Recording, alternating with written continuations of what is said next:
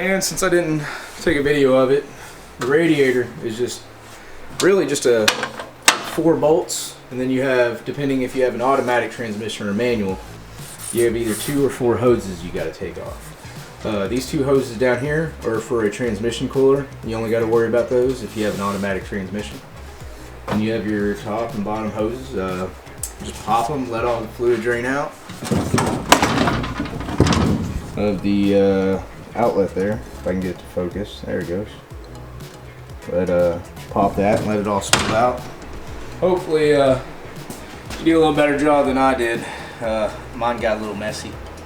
One of these days I'll learn how to actually like catch liquids and spills versus just making a mess out of everything. When I was taking out the headlights, I noticed there was like a spring that helped hold one end, but there wasn't one on the other. And yeah, this guy. But one had one screw and it was super loose. The other one had like is like super bolted down. So if y'all have any suggestions on what to do for headlights, I'm more than willing to listen to you. I'd also like to put a couple of LED lights on the inside of the cab. Yeah. So we're under the truck right now, and we're trying to take the bumper off. But some of these nuts are just completely corroded on there. Like there's no getting them off. I got that one off, but I've shot them with penetrating oil, and they're all still pretty stuck. So I guess I might as well go ahead and get used to it and start cutting off some bolts. And as always, whenever using any power tools, you might want to get some PPE. These glasses might not look cool, but will save your eyes.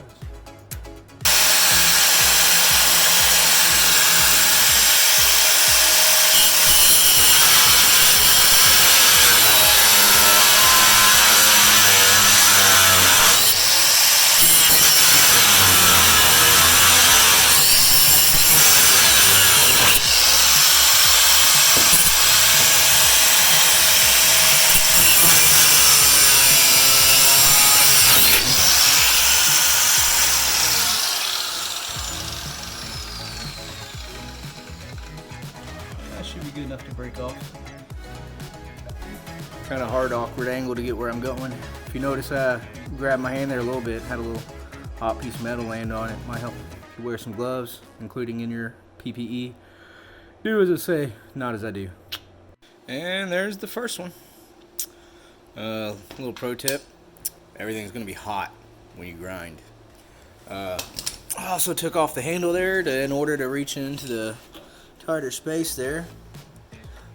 Made a boo-boo right about there. No big deal, but still kind of annoys me. Yep. Have you happened to notice that your grinding wheel is acting kind of funny and it's doing something like this?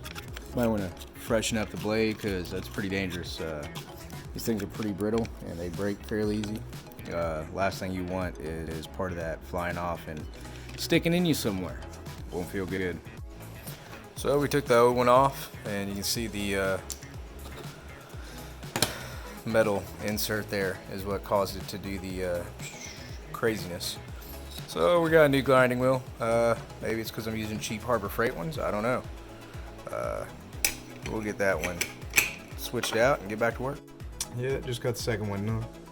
I noticed laying down here, the pieces of metal that were coming off, landing in this here coolant were sizzling. So another tip is make sure if you're working over some kind of dirty fluid, it's not flammable. And brake fluid is highly flammable. Well, I got the bumper off. I ran into some issues. I had to use the grinder a little more than I'd like to. It'd been nice if I could have just took the bolts off, but when you're working with a truck this old, you just gotta work with what you're given. Let's say the right there is where I messed it up at. Wasn't able to get to it the other side, so hopefully we can get that taken care of with a little bit of Bondo. I don't know of any other way to do it unless y'all do.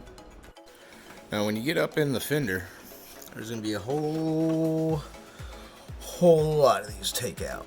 They're basically like everywhere up here.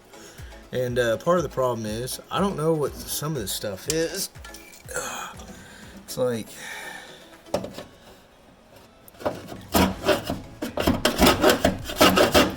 there's some kind of just caked on road crap. I use some penetrating oil on them to kind of help lube them up. However, some of these guys have a lot of corrosion around the head itself, and it's kind of impossible to get a socket on it. So my idea was I was going to hit it with some brake clean, wire brush, chisel, and of course all else fails, we'll just start cutting them. So I got a couple of them off now, and what you gotta do is kind of clean some of the stuff around the head around it, then get your socket on there and beat it in there into place, and then get your 2 wrenches. I don't know if y'all know this trick, but you marry them together. What that does is it gives you a whole lot more leverage when you can't get much on it, and after it's broken loose, it usually comes off. Fairly simple after that.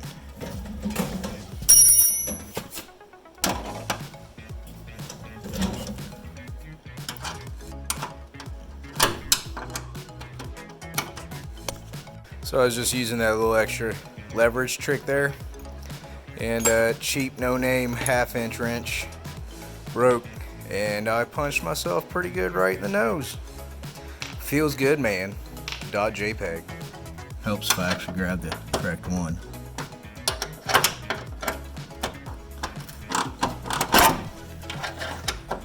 It's kind of difficult to do this while you're holding a phone. Anyway.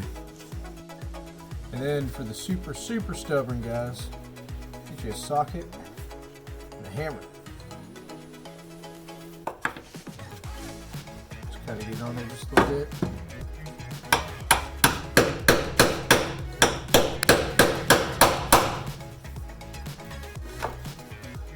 And that'll clean it off really well. So we got just about all of them out. I think we only broke 1, maybe 2. Just about ready to come off. And we got this guy over here. I don't think that's supposed to be like that. What do y'all think?